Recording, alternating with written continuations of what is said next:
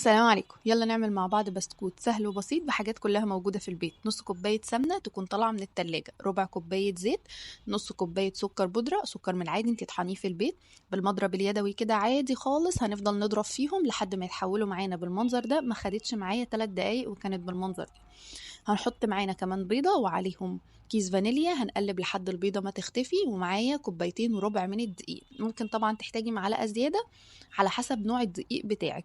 هتفضلي طبعا تلمي فيهم، اهم حاجة ما تعجنيش خالص. بصي لمي كده بأي معلقة زي ما انا ما بعمل او باطراف صوابعك.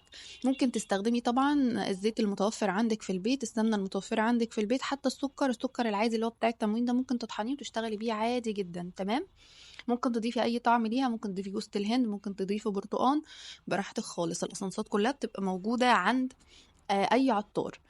اختبار العجينه عشان نعرف ان هي كويسه ولا لا، هنعمل كوره ونبتدي ان احنا نضغط عليها كده. لو العجينه ما شققتش مننا بصوا بالمنظر ده، اعرفي ان عجينتك زي الفل. انا حبيت ان انا اعمله بالشكل دوت، بيبقى شكله حلو جدا والولاد بتحبه، خاصه ان هي الدايره اللي في النص من فوق دي نقدر نحط فيها شوكولاته، نقدر نحط فيها اي حاجه احنا عايزينها. فرن مسخن مسبقا على درجه حراره 180. هدخل البسكوت معايا لحد ما وشه يعني ظهره يحمر شويه. انا عشان عندي الفرن ما بيشتغلش من فوق وتحت، اضطريت ان انا اطلعهم وبعدين احطهم جنب بعض في الصينيه واشغل عليهم الشوايه دقيقتين عشان ياخدوا اللون الحلو دوت.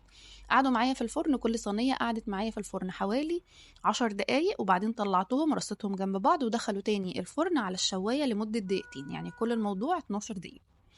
تمام. اي حاجه بقى، لوتس، شوكولاته، هي هنا معايا لوتس، زبده لوتس، وحطيت عليها معلقتين زيت ودوبتهم كده مع بعض لحد ما اداني المنظر دوت. بيبقى صوص لوتس حلو جدا. حطي بقى مكسرات، حطي جوز الهند اللي كانت بجوز الهند دي مع اللوتس، طعمها خطير جدا. قدميه بقى جنب شاي، جنب لبن، وبألف هنا.